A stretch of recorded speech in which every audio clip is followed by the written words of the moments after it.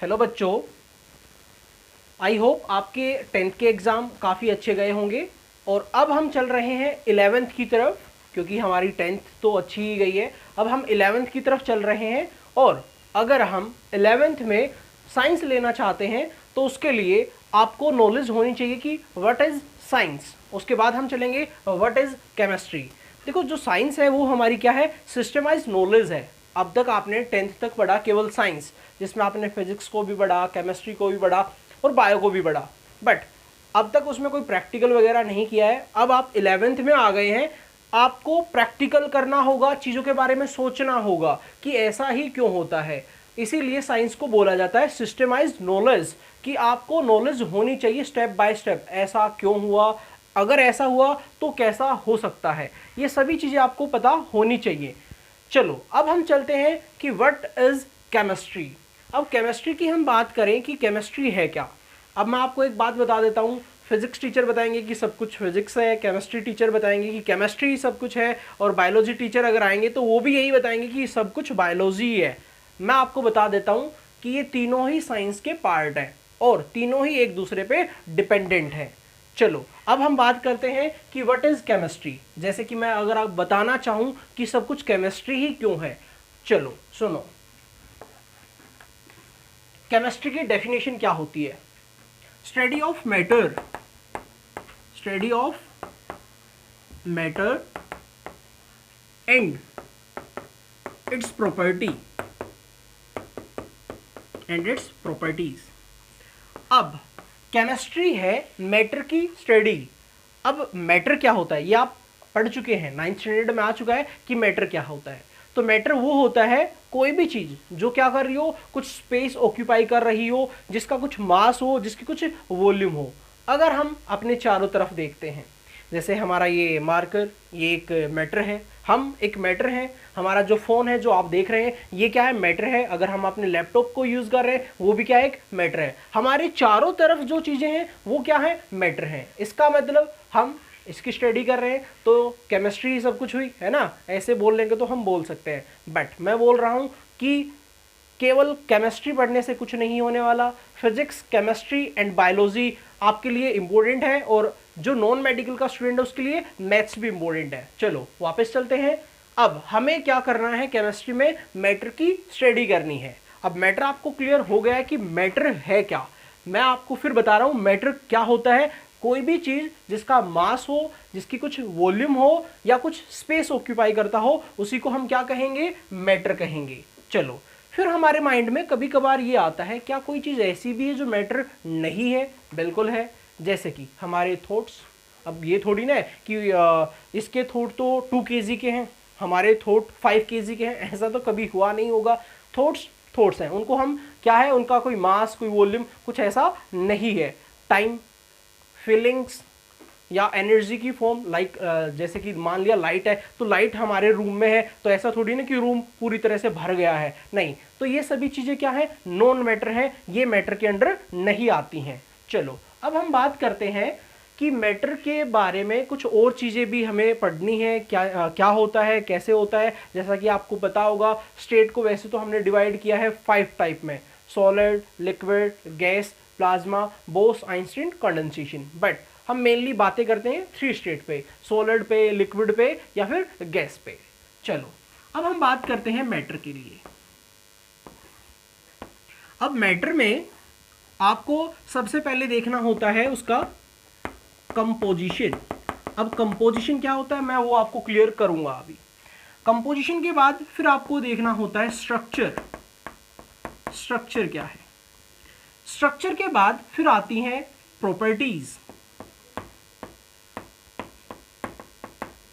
Properties के बाद हम बात करेंगे law of chemical combination. Laws of chemical combination.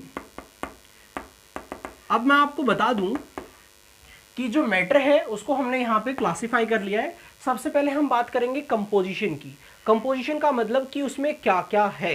जैसे कि एक सिंपल सा एग्जांपल ले लेते हैं, लाइक CO2, कार्बन डाइऑक्साइड, जो हम छोड़ रहे हैं। हमारी बॉडी में कार्बन है, ऑक्सीजन लिया, देन कार्बन बर्न हुआ और क्या बन गया, CO2। तो यहाँ पे जो कंपोजिशन हुआ कार्बन डाइऑक्साइड का वो क्या है, इसमें एक क्या है कार्बन है और दो क्या है हमारे ऑक्सीजन के एटम है। ये हुआ इसका कंपोजिशन। अब हम बात करते हैं इसकी स्ट्रक्चर क्या है। अगर हम स्ट्रक्चर की बात करें तो कार्बन डाइऑक्साइड की स्ट्रक्चर क्या होती है, C double bond O, C double bond O। जैसा कि आपने 10th स्टैंडर्ड में पढ़ा होगा कि कार्बन के पास टोटल कितने इलेक्ट्रॉन, वैलेंस इलेक्ट्रॉन 4, हमने डॉट लगा लिए हैं। ऑक्सीजन के पास कितने, 6, हमने डॉट लगा लिए हैं। यहां पे ऑक्सीजन के पास 6। और अब आप जानते हैं कि ऐसा हो ही क्यों रहा है कि ये एक दूसरे से शेयरिंग करते हैं। ऐसा इसलिए होता है क्योंकि सभी चीजें चाहती हैं अपना ऑक्टेट कंप्लीट करना। तो 2 4 6 8 ऑक्सीजन स्टेबल है, 2 4 6 2 8 स्टेबल है। कार्बन डाइऑक्साइड में कार्बन क्या करता है, 2 यहां से ले लेता है और 2 यहां से ले लेता है। तो टोटल कितना 4, और 4 उसके पास ऑलरेडी थे, तो टोटल कितने हो गए हैं, 8 हो गए हैं। ये हो गई है कार्बन डाइऑक्साइड की स्ट्रक्चर, जिसको हम लीनियर स्ट्रक्चर भी बोल सकते हैं। अब हम बात करेंगे प्रॉपर्टीज पे, मैटर की प्रॉपर्टीज। अब मैं आपको बता दूं प्रॉपर्टी को हमने डिवाइड किया है 2 टाइप्स में। वो क्या क्या है, फिजिकल प्रॉपर्टी, केमिकल प्रॉपर्टी। अब ये क्या होती है मैं वो बता रहा हूं। फिजिकल प्रॉपर्टी की बात अगर हम करते हैं तो फिजिकल प्रॉपर्टी वो होती हैं जिनको हम देख सकते हैं, महसूस कर सकते हैं, टच कर सकते हैं या टेस्ट कर सकते हैं। वो सभी क्या है हमारी फिजिकल प्रॉपर्टी। याद रहे इनमें कोई न्यू प्रोडक्ट फॉर्म नहीं होता है, जो हमारा रिएक्टेंट लिया है वो सेम ही रहेगा, बट स्टेट चेंज हो सकती है। फॉर एग्जाम्पल आपके पास आइस है, 0 डिग्री सेल्सियस से जैसे टेम्परेचर ऊपर जाएगा ये कन्वर्ट हो जाएगी वाटर में, और अगर हमारा टेम्परेचर 100 से ऊपर जाता है तो ये कन्वर्ट होने लगती है किसमें, वेपर में। अब आपको एक चीज नोट करनी चाहिए, आइस वाटर में तब कन्वर्ट होती है तो टेम्परेचर कितना है, 0 डिग्री सेल्सियस, वो चेंज नहीं होता है। तो यहां पे जो हीट थी वो कहां चली गई, वो चली गई उसके बॉन्ड को ब्रेक करने के लिए, जिसको बोलते हैं लेटेंट हीट। अब यहां पे वाटर 0 से लेके 100 तक गया, टेम्परेचर क्या रहा, चेंज होता रहा, बट स्टेट क्या रही, सेम लिक्विड ही रही। बट जैसे ही 100 हुआ वाटर कन्वर्ट होने लगा वेपर में, टेम्परेचर 100 ही रहेगा, मींस टेम्परेचर तब सेम है तो स्टेट चेंज हो रही है, और तब स्टेट सेम है तो टेम्परेचर चेंज हो रहा है। यहां पे 0 से लेके 100 तक पहुंच गया। चलो अब ये हुआ फिजिकल चेंज। कैसे, यहां पे सॉलिड था, यहां पे लिक्विड हो गया है, और यहां पे गैस हो गया है। डिफरेंट कोई कंपाउंड नहीं बना है, कुछ डिफरेंट प्रॉपर्टी नहीं आई है। यहाँ पे सॉलिड था, यहाँ पे लिक्विड हो गया है, और यहाँ पे गैस हो गया है। तो ये हुए हमारे फिजिकल प्रॉपर्टी। अब हम बात करते हैं कि केमिकल प्रॉपर्टी क्या होती हैं। तो केमिकल प्रॉपर्टी वो होती हैं जिसमें रिएक्टेंट कन्वर्ट होगा प्रोडक्ट में विद न्यू और डिफरेंट प्रॉपर्टी। जैसे कि मैं आपको बता दूं, एग्जाम्पल ले लेते हैं एक। अगर मान लो कहीं पे आग लगी हुई है, क्या आप वहां पे हाइड्रोजन की सप्लाई करेंगे, नहीं। हाइड्रोजन तो और ज्यादा कंबस्टेबल सब्सटेंस है, इसमें तो और ज्यादा क्या होगा, कंबशन। रॉकेट फ्यूल में यूज करते हैं हम हाइड्रोजन। क्या हम वहां पे ऑक्सीजन की सप्लाई करेंगे, नहीं, वहां से तो आग और भड़क जाएगी। बट इन दोनों से जो बना H2O, इसकी जो प्रॉपर्टी है वो पूरी तरीके से चेंज हो चुकी हैं। ये दोनों आग बुझाने के काम नहीं आएंगी, बट H2O लिक्विड हम इसको यूज कर सकते हैं। तो यहां से हमने क्या देखा कि प्रॉपर्टी चेंज हो जाती है, कब, तब केमिकल रिएक्शन होती है। ये गैस है, ये गैस है, ये क्या है, लिक्विड है, स्टेट भी चेंज हो गई है। अब ये कंबस्टेबल है, ये हेल्प कर रहे हैं, बट H2O तो उसको बुझाने में उसकी हेल्प कर रहा है। तो प्रॉपर्टी टोटली क्या हो गई है, चेंज हो गई है। तो ये हुआ हमारा केमिकल चेंज। अब मैं आपको बता देता हूं लॉ ऑफ केमिकल कॉम्बिनेशन। आपने 9th स्टैंडर्ड में भी कुछ पढ़े होंगे, लाइक आपने पढ़ा होगा law of conservation of mass, जिसमें हमें बताया जाता है कि रिएक्टेंट का मास किसके इक्वल आएगा, प्रोडक्ट के मास के इक्वल। अब क्या होगा, 11th में चीजें एडवांस हो जाएंगी जो आपने 9th में पढ़ा था उससे। जैसे कि यहाँ पे जो मास है, हाइड्रोजन का मास होता है 1, 2 हाइड्रोजन है तो 2, यहाँ पे मास आ गया है 2। ऑक्सीजन का मास है 16, 2 ऑक्सीजन एटम है तो हो गया है 32, अब यहाँ पे अगर हम बैलेंस करेंगे इसको, ओके, क्योंकि law of conservation of mass के अकॉर्डिंग बैलेंसिंग होती है जो आपने 10th में सीखी होगी। तो यहाँ पे आ जाएगा 2 और यहाँ पे भी आ जाएगा 2। क्यों? क्योंकि यहाँ पे हाइड्रोजन हो गई है 4 और यहाँ पे भी हाइड्रोजन 4, ऑक्सीजन 2 है, ऑक्सीजन यहाँ पे 1 × 2, ये 2 इसके लिए भी है और इसके लिए भी, 1 × 2 2, इसीलिए यहाँ पे 2 है, वहाँ पे भी 2 है। अब यहाँ पे मास देखा, वाटर का जो मास है वो होता है 18। कैसे पता लगा? हाइड्रोजन का मास 1, 2 प्लस ऑक्सीजन का कितना है 16, टोटल हो गया है 18, बट कितने हैं 2, तो 2 × 18 क्या आ गया आपका 36। अब यहाँ पे देखेंगे तो यहाँ पे इसका मास है 2, बट आगे भी तो 2 लगा हुआ है, 2 × 2 क्या हो गया है 4, 4 + 32। यहाँ पे जो मास हुआ वो हुआ 36 और यहाँ पे जो मास हुआ 36। ये हुआ law of conservation of mass. इसका मतलब रिएक्टेंट का मास है वही किसका मास होगा, प्रोडक्ट का मास होगा। चलो एक एग्जांपल और ले लेते हैं। एग्जांपल हमारा है C+O2 गिव्स CO2। यहाँ पे कार्बन का जो मास है वो 12 है, ऑक्सीजन का जो मास है वो 32 है और जो टोटल जो मास आया वो क्या आया 44 ग्राम। यहाँ पे अगर आप टोटल करेंगे तो यहाँ पे भी जो मास आ रहा है वो क्या आ रहा है 44 ग्राम। ऐसे ऐसे जो लॉ हैं वो हम 11th स्टैंडर्ड में काफ़ी पढ़ेंगे फर्स्ट चैप्टर में, like law of conservation of mass, law of constant proportional, law of multiple proportion, ये सभी चीज़ें हम, लॉ ऑफ रेसिप्रोकल प्रोपोर्शन, ये सभी चीज़ें हम 11th स्टैंडर्ड में कवर करने वाले हैं। चलो अब हम आगे चलते हैं कि ये हुई मैटर की बातें और मैटर के बारे में क्या क्या उसका कंपोजिशन, उसकी स्ट्रक्चर के बाद उसकी प्रॉपर्टीज़ के बाद लॉ ऑफ केमिकल कॉम्बिनेशन की कैसे कैसे चीज़ों को कंबाइन किया जाएगा, क्या क्या प्रॉपर्टी उनकी हो सकती हैं। चलो अब मैं आपको बताता हूँ कि ये समझ में आ गया होगा कि केमिस्ट्री है क्या। ये क्या है, स्टडी है किस चीज़ की, मैटर की और उसकी प्रॉपर्टी की। अब मैं बात करता हूँ कि हम केमिस्ट्री पढ़ते ही क्यों हैं, ठीक है, कि हमें केमिस्ट्री पढ़ने की ज़रूरत ही क्या है। चलो मैं दो तरीके से इसका आंसर करता हूँ। एक तो वो जो सब्जेक्ट को लेके है ना, कुछ बच्चों का होता है इंटरेस्ट सब्जेक्ट में, जैसे कि कुछ ऐसे बच्चे हैं जो केमिस्ट बनना चाहते हैं, कुछ ऐसी डिस्कवरी करना चाहते हैं, कुछ ऐसी चीज़ों को डिस्कवर करना चाहते हैं जो कि हेल्प करे। जैसे कि फ़िलहाल आपने यहाँ पे प्रॉब्लम चल रही है कोविड-19 की। अब इस प्रॉब्लम को अगर सोल्व करना है तो उसके लिए हमें क्या है, उसके लिए क्या उसकी वैक्सीन चाहिए, बट वो हमारे पास अभी नहीं है। तो कुछ बच्चे ऐसे हैं जिनके अंदर जुनून होता है कि मुझे कुछ करके दिखाना है, तो केमिकल की हेल्प से हम काफ़ी कुछ कर सकते हैं।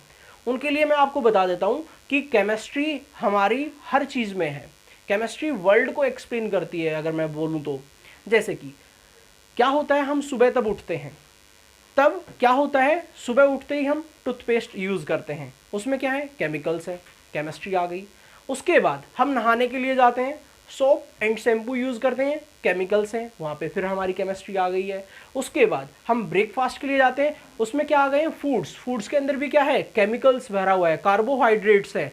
ओके, कुछ लोग ऐसे हैं जो शुगर के पेशेंट्स हैं, तो उनके लिए जो डायबिटीज़ है उनको, तो उनके लिए क्या होता है, स्वीटनर, कुछ आर्टिफिशियल स्वीटनर बनाए गए हैं जो क्या करते हैं, ऐसा टेस्ट देते हैं कि ये मीठा है, बट वो हमारी कैलोरी नहीं बढ़ाते हैं, तो वो भी क्या है, केमिस्ट्री है। उसके बाद हम फॉर एग्जांपल अपने स्कूल जा रहे हैं या फिर हम किसी बिजनेस के लिए जा रहे हैं, तो हम गाड़ी यूज़ कर रहे हैं, उस टाइम पे जो फ्यूल है, fuel like diesel, petrol, kerosene, CNG, LPG, ये सभी क्या है, हाइड्रोकार्बन है। लाइक CNG की बात करें, मीथेन है, घर में LPG यूज़ हो रही है, ब्यूटेन है। और अगर हम डीजल, पेट्रोल, केरोसिन की बात करें तो वो भी सभी हाइड्रोकार्बन है, ये भी क्या हो गई है, केमिस्ट्री यूज़ हो गई है।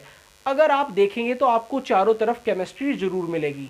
अब अगर फिजिक्स टीचर आएंगे तो वो आपको चारों तरफ फिजिक्स भी ज़रूर दिखा देंगे। क्यों? क्योंकि हमारे चारों तरफ साइंस चल रही है, तो अगर आप ढूंढेंगे तो आपको ज़रूर मिल जाएगी। तो केमिस्ट्री जो बच्चे अगर चाहते हैं इंटरेस्ट के साथ, तो वो इन चीज़ों को डेवलप कर सकते हैं, वैक्सीन बना सकते हैं, मेडिसिन्स बना सकते हैं। जैसे कि हमारे देश में या वर्ल्ड में ही कैंसर से भी लोग मर रहे हैं, और भी ऐसी ऐसी बहुत सारी डिजीज़ हैं जिनकी वजह से लोग क्या हो रहे हैं, मर रहे हैं। तो आप इन चीज़ों की सबकी क्या कर सकते हैं, मेडिसिन बना सकते हैं। अब मैं बात करता हूँ कुछ ऐसे बच्चे हैं जिनका इंटरेस्ट नहीं है, ओके, वो बट ऐसे हैं, वो चाहते हैं कि हमें तो IIT में सिलेक्ट होना है और हमें मैकेनिकल इंजीनियर बनना है। मैकेनिकल इंजीनियर के लिए केमिस्ट्री का कोई रोल नहीं है। कुछ ऐसे हैं सिविल इंजीनियर बनना है, कुछ ऐसे हैं कि मुझे तो CSC लेनी है, बट अब उनका टारगेट क्या है, हमें जेईई मेन या एडवांस क्लियर करना है। अब उसके लिए क्या चाहिए, आपको स्कोर करना पड़ेगा। अब जो जेईई मेन और एडवांस के लिए अगर जिनको स्कोर करना है तो केमिस्ट्री जो सब्जेक्ट है वो सबसे ज़्यादा स्कोरिंग सब्जेक्ट है। अगर आप गूगल करेंगे या किसी से भी कंसल्ट करेंगे तो वो आपको ज़रूर बताएगा कि केमिस्ट्री बहुत ज़्यादा स्कोरिंग सब्जेक्ट है। ओके, तो उनके लिए जिनका इंटरेस्ट नहीं है बट उनको जेईई मेन या एडवांस क्लियर करना है तो केमिस्ट्री उनके लिए बहुत ज़रूरी हो जाती है। अब हमें करना क्या है, हमें मार्क्स लेने हैं और हमारे जो मार्क्स हैं वो केमिस्ट्री से इजीली हम स्कोर कर पाएंगे। रही बात इंटरेस्ट की, देखो क्या होता है, अगर कोई भी चीज़ जो हमारे एम के लिए ज़रूरी है और हमारा एम उसकी वजह से अगर हमें मिलता है तो इंटरेस्ट तो भाई साहब डेवलप करना पड़ता है। मैं अपनी स्टोरी बता रहा हूँ, मुझे केमिस्ट्री में इंटरेस्ट नहीं था बट कुछ ऐसी बात हुई जिसकी वजह से मुझे केमिस्ट्री में इंटरेस्ट आने लगा। तो इंटरेस्ट होता है अपने ऊपर कि हमें लेना है या नहीं लेना। अगर आप किसी चीज़ को सोचोगे बोरिंग है तो नहीं आएगा, बट अगर आप सोचेंगे कि नहीं मुझे तो करना है, इंटरेस्ट से कोई मतलब नहीं है, मुझे तो करना ही है, मुझे मार्क्स लेने हैं, अगर आपको मार्क्स लेने हैं देन आपको फिजिक्स भी, केमिस्ट्री भी, मैथ्स भी या फिर बायो ले रखी है तो बायो भी, सभी चीज़ें आपको अच्छे से कवर करनी पड़ेंगी। ओके, तो ये हुई वो बातें जिनको केमिस्ट्री में इंटरेस्ट नहीं है बट सब्जेक्ट तो ये है ना, तो इंटरेस्ट लेना पड़ेगा। जैसे कुछ बच्चे रिएक्शन समझ में नहीं आ रही हैं, ये नहीं आ रहा है, मैं आपको बता देता हूँ केमिस्ट्री क्रैम करने की चीज़ नहीं है, केमिस्ट्री समझने की चीज़ है। अगर आप समझने की कोशिश करेंगे तो आपको एक एक चीज़ लॉजिकल समझ में आएगी और मैं गारंटी लेता हूँ यहाँ पे आपको जो भी चीज़ें समझाई जाएंगी वो लॉजिकल समझाई जाएंगी और चीज़ों का रिप्लाई किया जाएगा कि ऐसा क्यों हुआ है, मीन्स आपके पॉइंट को क्लियर किया जाएगा कि ये सभी चीज़ें कैसे हो रही हैं, ये कंबाइन कैसे हो रहा है, यहाँ पे H2O ही क्यों बना है, ओके, यहाँ पे H4O क्यों नहीं बना, हर एक चीज़ का लॉजिक है। तो केमिस्ट्री को क्रैम करना नहीं होता है। कुछ लोग होते हैं जो बोल देते हैं कि केमिस्ट्री को क्रैम करना पड़ेगा, बट मेरे नज़रिए से केमिस्ट्री को क्रैम करने की ज़रूरत नहीं होती है। Okay, thank you.